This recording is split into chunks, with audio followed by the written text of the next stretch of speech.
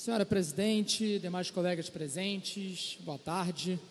Prazer a gente estar de volta aqui na casa com as nossas sessões plenárias, depois do mês de julho, em que as sessões plenárias e as comissões não estavam funcionando, mas o nosso gabinete 309 teve a todo vapor, trabalhando bastante. Foi um momento muito importante para que a gente pudesse realinhar, trabalhar, ganhar mais profundidade em diversos temas, além de realizar visitas em diferentes instituições, uma agenda bem intensa que nós tivemos, deputado Valdeir Carneiro, tivemos juntos em agendas também, e também uma oportunidade muito forte para que nós pudéssemos avançar com o nosso planejamento estratégico, algo que a gente acredita muito na existência e na organização de qualquer iniciativa, especialmente um mandato parlamentar, que a gente possa sempre pensar qual é a estratégia e para onde que a gente quer chegar, porque assim fica muito mais clara as nossas ações.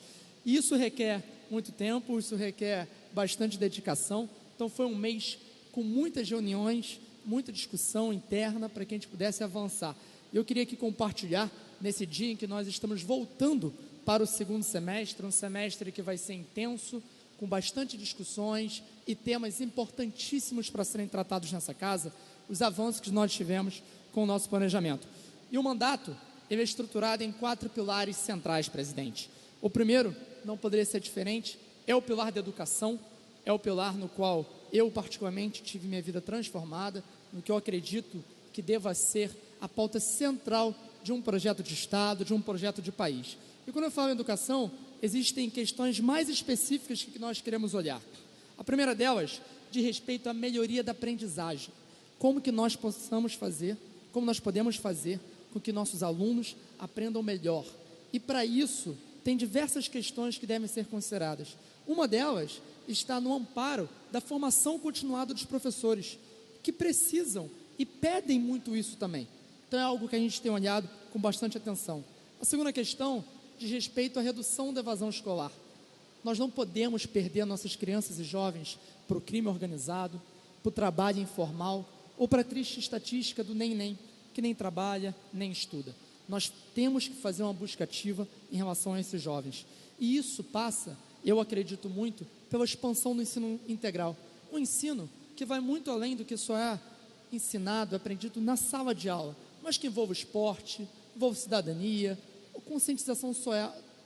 uma conscientização completa desse ser vivo, desse estudante. Então, a expansão do ensino integral e eu, particularmente, sou um grande defensor do fortalecimento e expansão do ensino técnico profissionalizante. Quer dizer, uma pauta muito importante que ajuda muito na maiores chances de empregabilidade, que pode ser mais desenvolvida, baseada nas nossas vocações regionais, em diferentes cantos do Estado. Então, isso está no nosso pilar de educação com mais força e maior foco. Outro pilar muito importante, segundo pilar do nosso mandato, diz respeito ao desenvolvimento econômico do Estado de Rio de Janeiro, que passa pela geração de mais emprego, geração de mais renda. E dentro desse desenvolvimento econômico, e eu tendo a participação especial no pilar de educação, fazendo parte da Comissão de Educação, de Ciência e Tecnologia, nesse desenvolvimento econômico via Comissão de Economia, Indústria e Comércio, do qual eu tenho tido prazer e responsabilidade de presidir nesse ano. E nós temos alguns pontos centrais nesse pilar. O primeiro é a necessidade de um equilíbrio fiscal, uma mentalidade que nós temos que tratar o dinheiro público da forma como nós tratamos o dinheiro pessoal, como nós tratamos as finanças da nossa casa. Nós gastamos o que nós temos condições de gastar. E conseguir caminhar para esse fim de uma mentalidade de equilíbrio fiscal é muito importante.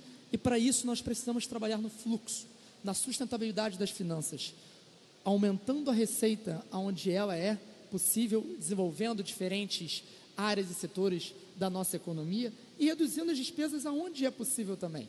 Que nós possamos ter uma máquina eficiente que entregue as suas políticas públicas de uma maneira realmente eficaz, mas sem ter o seu inchaço, que acaba realmente atrapalhando bastante com isso. E aí vem a questão muito importante da fiscalização das contas públicas, que é um papel que nós, como parlamentares, devemos fazer muito mais. E é algo que a gente está se comprometendo com essa fiscalização, via o trabalho das secretarias, via as contas públicas, que é algo que os parlamentares têm como dever e eu acho que a gente deixa a desejar, de forma geral, como legislativo, é algo que a gente tem olhado com bastante atenção. E, por fim, dentro de o que a gente chama de desenvolvimento econômico, é proporcionar um ambiente de negócios mais favorável. Um ambiente, como a gente diz, que seja mais simples, que possa, sim, ter uma maior desburocratização. A burocracia ela tem o seu papel, mas quando ela é excessiva, ela acaba sendo uma burocracia. E isso é algo que realmente tem um efeito muito ruim para que a geração de novos negócios, para a estruturação de uma economia que seja dinâmica, moderna e ativa. Então, também trabalhar para essa melhoria do ambiente de novos negócios e negócios em geral é algo que a gente tem olhado com carinho. O terceiro pilar que a gente tem considerado como fundamental no mandato é o pilar da renovação política. E o que isso quer dizer? Primeiro, é a defesa de um mandato que seja participativo e transparente, ético, eficiente e efetivo. Então, são conceitos que nós defendemos, princípios muito importantes dessa estruturação de um mandato, e isso passa por duas grandes frentes. Primeiro, uma mudança comportamental do legislativo, através de mudanças do nosso regimento interno, que tornem mais transparente a nossa casa, mais eficiente e possa ter mais participação popular.